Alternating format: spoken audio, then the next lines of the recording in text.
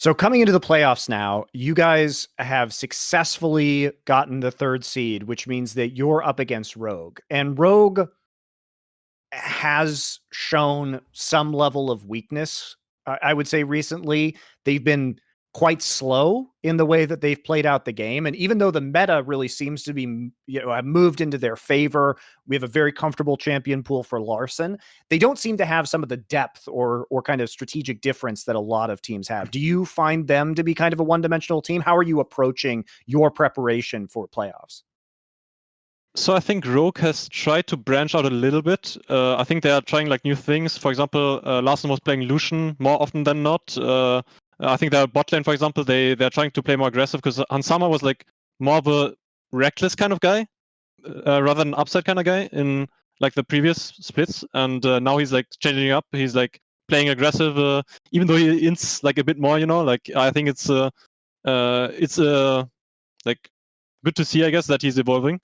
And like Odo is just like a really safe player, or not really safe player, like he's just really smart about the game, so he doesn't like die a lot, like he's a good weak side player. And he can like really carry if he gets his resources as well. So I think they don't really have that many like glaring weaknesses, I guess. Like I think maybe one you can ask one who is like kind of not performing on his like on the level of his teammates is like maybe Trimby. But I think like Trimby as a rookie, like it's good to see that he's playing aggressive, even though like as a rookie maybe you are like too scared to like go in and stuff like this. Especially as a support, you are usually like the front line of the team. You have to like make stuff happen, right? And it's really nice to see that he doesn't have any fear, like he's just perma going in, like he's not afraid to int. And I think that's a really important quality to have as a support, because you are like more often than not you're the frontliner, right? So even though he's like maybe inting a bit too much, like I think it's expected, and I think he can cut it down as well, like come playoffs. So I think they're looking like a really, really strong team. So just for you in particular, because you were the one who really pioneered on Mad Lions the farming support with the fasting Senna, right? Like this is kind of the Mad Lions special. What did you make of him playing Cho'Gath in that situation? Because that was pretty unique. And not something that we've seen a lot of. It was a kind of new champion to be taking that farm. As a support player, is this something you liked, or what do you think the up and downsides are?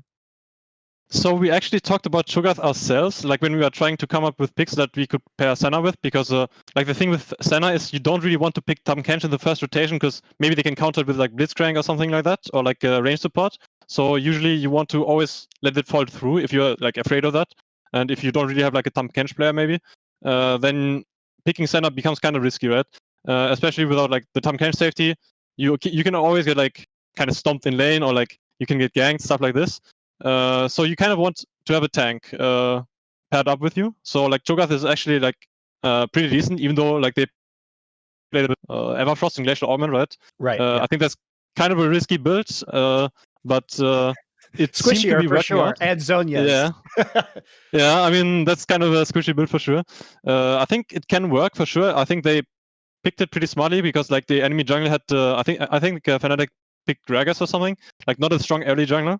I think if they had, for example, Udyr or like what is it, like strong early game, maybe like even Lilia or something that can dive like level 2 or 3, I think they would be in more trouble because like against Aphilo's Thresh, if you like get poked a bit too much, or like if you fall behind early game, like if you get zoned off XP, like this lane matchup can get really, really rough. So maybe if they had played against like Udyr or something that can dive you early, or like that can just gank you, because I mean Gragas ganks are like pretty deadly, but he doesn't really farm that much, so if you respect, then your jungler will just be like way ahead, right? So I think it's like Cho'Gath the support with Senna is like for sure a decent pick because you have so much CC as well later. Like you're really useful, but it's just a bit too risky. I think.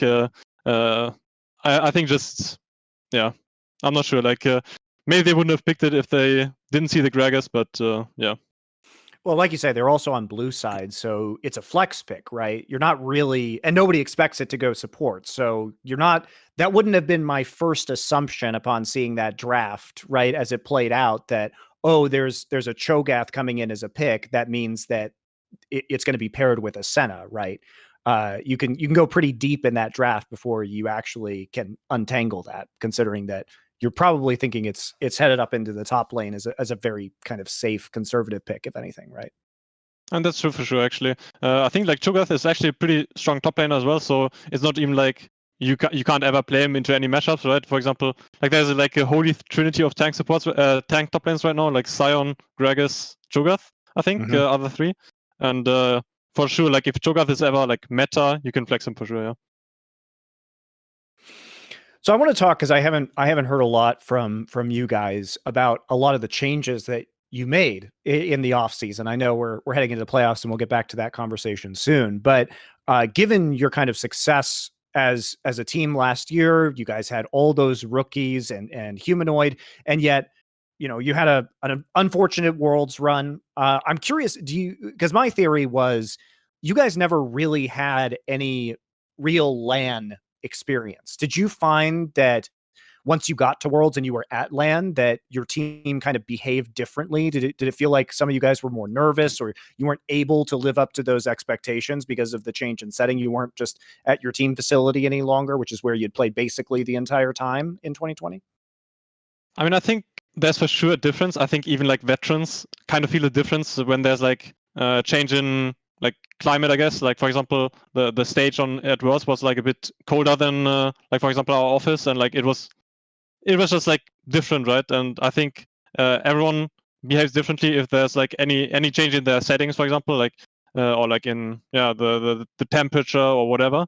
And I think we got definitely hit by that as well. I don't think you can excuse like our whole Worlds run because we played on LAN, because like everyone kind of had to play on LAN, right? So okay, but many other players had played on LAN before. That's my point, right? You guys had played a little bit in the LEC studio, but you had never played a best of 5. You had never played a playoff match. You had never had a high stakes LAN scenario, right? I mean, that's kind of true, but also like in a way we all came from national leagues, and in national leagues you used to also play LANs, like even in front of like a huge crowd, right? Me in Mousebots, I won like 2 or 3 titles as well, or like I was in EU Masters. So it's not like I had no stage experience at all. It just Worlds is a different experience because like it's such huge stakes, I guess, and it's like in a different country as well, right? So the climate is different and stuff like this. So I mean, almost nothing's the same, Kaiser. The only thing that's the same is the ping's super low and people are there in real life. Like, there's no universe. You were going up to the fucking Prime League final like, oh my God, I can't believe that. You were just like, oh, it's cool, it's on LAN. Like, when you were going into that match, even against fucking nobodies, like the fucking guy who plays top lane for you now, you were shitting your pants, mate. You could tell, look at your team, you were all shook as fuck. Like, fucking Mob Deep was coming back to make a part 3 just about that match. Like, mate, listen, I get it. You have played LANs, but like the qualitative difference is the key here, isn't it? Like, this is the other thing as well. LANs are also like a ladder. Like, even if you get it handled so you can win the ERL level, maybe you can even win LEC level. Dude, you can still blow it in the Worlds itself after that. Like I thought Rogue was mad underwhelming as well at Worlds, and they looked actually pretty good by the end of playoffs in LEC. So, like, I think for me, it's like the big problem with that topic is it's an unfair topic because the person who's never been in that situation will always want to believe that they'll be fine and nothing will go wrong, but you can't really know. It's like being thrown into water if you've never swum. You can't know if you're going to be fine until you're in the water, you know. So all the planning in the world doesn't really help you, I think.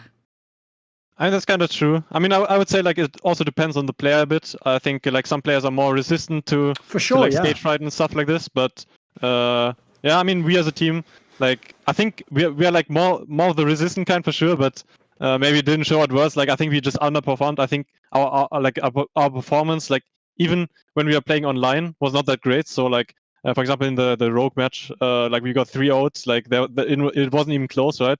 So it wasn't even like we were like coming from smurfing in LEC to being like completely dead in the water in like in Worlds or in playing. Let me ask you this: did you have a sense? Because obviously it might not just be like afraid or whatever, but I'll tell you one thing that I thought was obvious in that match, just as speculation as an outsider, is if you play that particular match, because on paper you're just not allowed to lose to that team. That's not a top team from a big region that has any chance to do anything at Worlds. Meanwhile, you guys in theory have beaten G2 and you've had all these results online, right? The problem is in that match, I could believe that the pressure is like just worrying, like, fuck, we can't lose this game. Like, we're not, like, it's very different when you play a big match and you just, you know, the other team's better than you or whatever. It's different if you're like, it's supposed to be a foregone conclusion you beat this team and then they're playing well. Like that, I could imagine that being massive psychological pressure, like being down in a series, then winning games, like, fuck, what's going on?